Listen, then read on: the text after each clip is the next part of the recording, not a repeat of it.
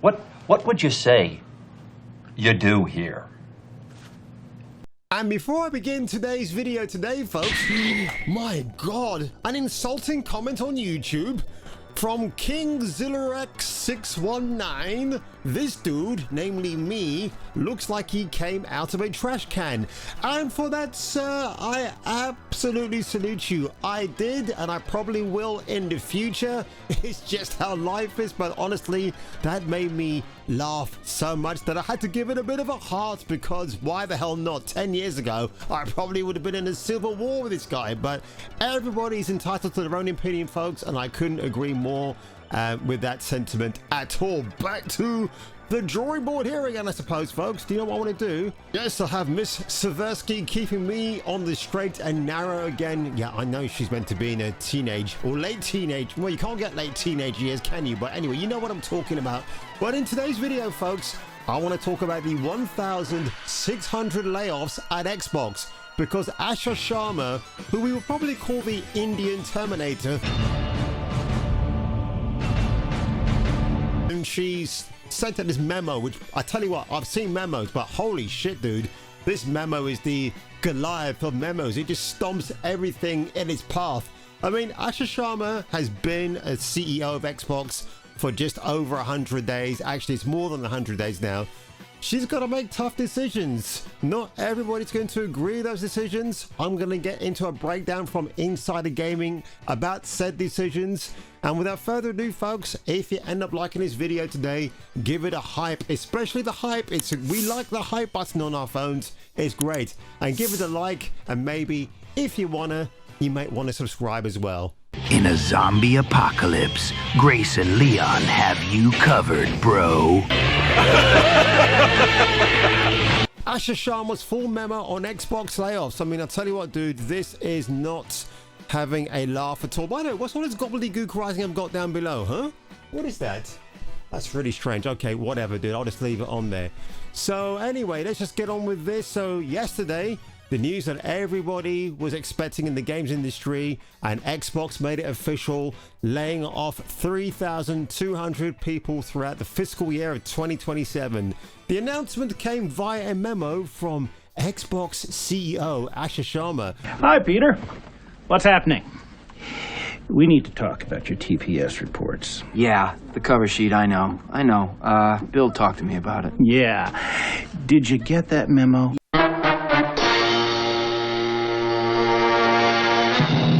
Like I said, folks, I'm going to give this woman probably about 10 years as CEO of Xbox before she moves on.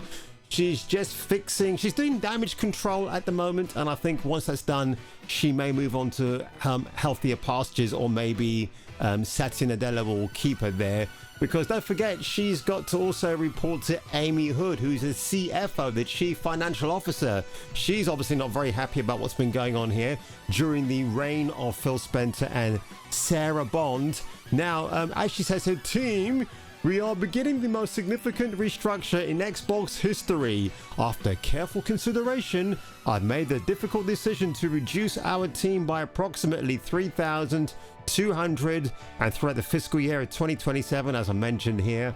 Now, again, it's a bit boilerplate-ish, but I know that Miss Sharma has to show some empathy here, because if the shoe was on the other foot, would people be feeling sorry for her that much? Probably. Now she says, I know this is painful. These changes will directly affect people who have poured their creativity into building Xbox.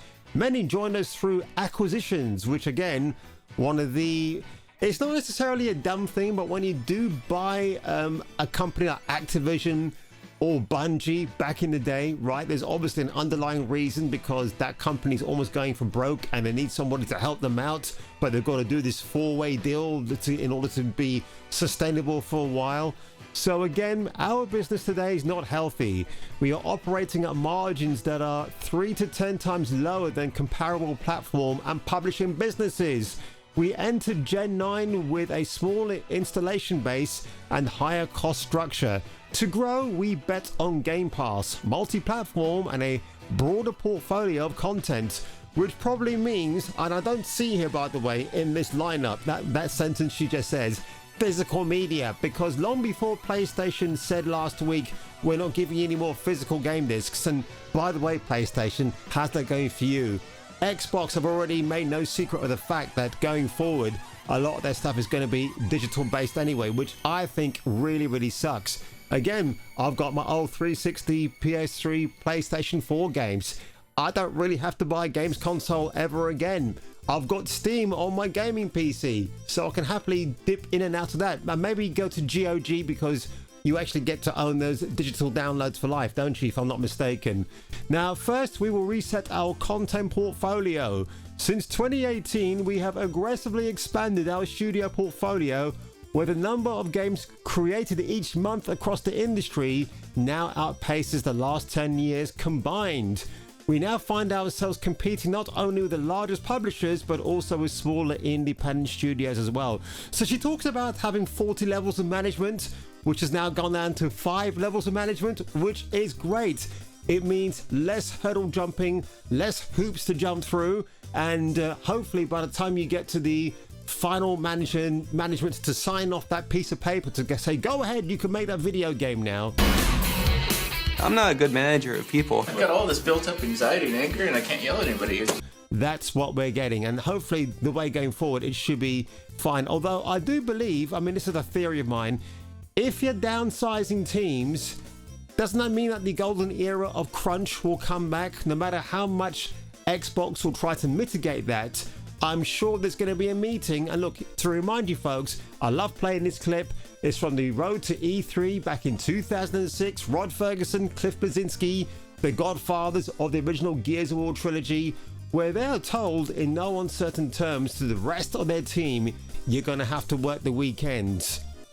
For everyone else, starting next Monday, we're going to 10-hour days. 8 of those hours have to be between 10 and 6. So if you are an earlier morning person, you can do your 2 hours before 10, or if you're a late person, do your 2 hours after 6. So we're just basically going to be crunching company-wide. Probably will definitely get fairly stressful as people get less and less sleep. I know I'm already cranky today because I didn't get any sleep last night. And then on Saturday, it's core hours, so the 1:30 to 5. No limit on what your duration of time beyond that is, but we need you at least here on Saturday at core hours. Hello, Peter. What's happening? I'm gonna need you to go ahead and come in tomorrow. And to be honest, I don't care about that. Again, I've got to say, York Street Games, Mike York, who used to work on the GTA franchise, he loved the crunch. And if I was a gaming developer, I would also love it as well. If I'm not mistaken, I think the gaming developer's salary has dropped from, I think it was $135,000 to now it's about $106,000 to $115,000 a year, which, to be honest, it's still great money, man. I would not scoff at that at all. But let's get back to this video here, folks, because wow, this is a bit of a mouthful. As she said, now Compulsion Games, the people behind We Happy Few and South of Midnight, which by the way aren't getting sequels, and Double Fine Productions will return to management and transition to independent studios with their IP, catalog and runway for their next games. Ninja Theory and Undead Labs have entered terms to join new ownership with funding to compete and grow Senua and State of Decay 3. By the way, I heard this little rumor that State of Decay 3 had Zoe Quinn as a consultant on that game, so definitely one to avoid if that's absolutely true. And Arcane Leon in France, well, again, that Blade game, which we've only seen a cinematic for, they're still in negotiations also with Disney, because again, you're talking about a Marvel license of a B-list character. How do you go back to Marvel and tell them, well, we haven't done much on the game, folks, or we have, but the actual test playing, it really sucks. So oh boy, this is not great. Now again, the changes vary in size across Activision, Bethesda, ZeniMax, Blizzard, King, Mojang, and Xbox Game Studios.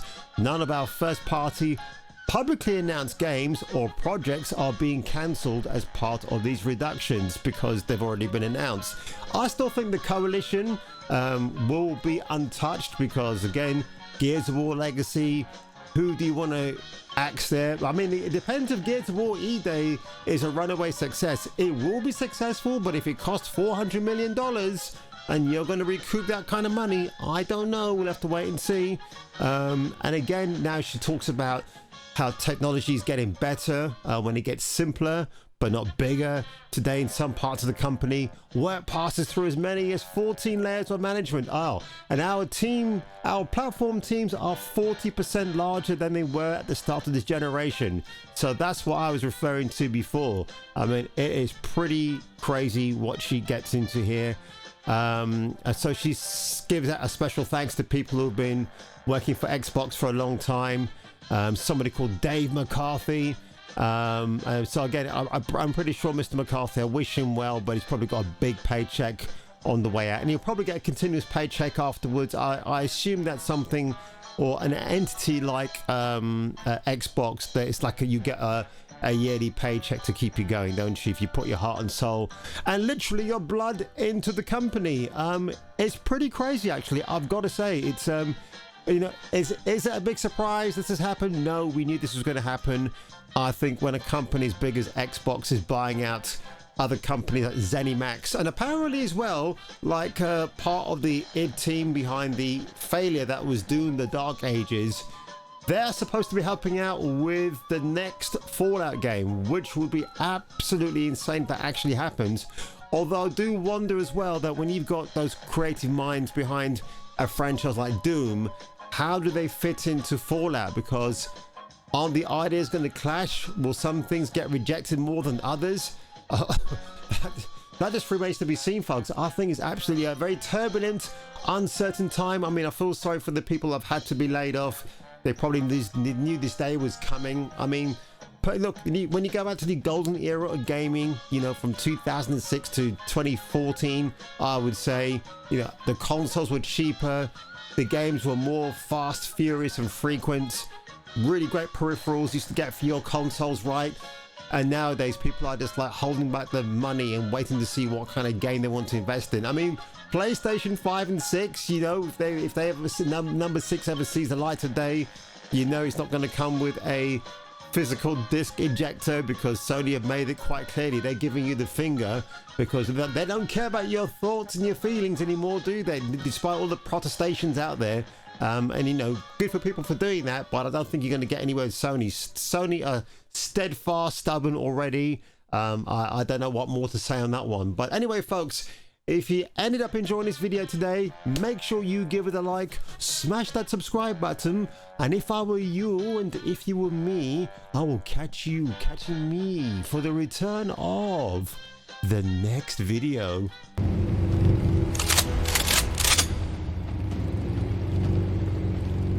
I'll be back.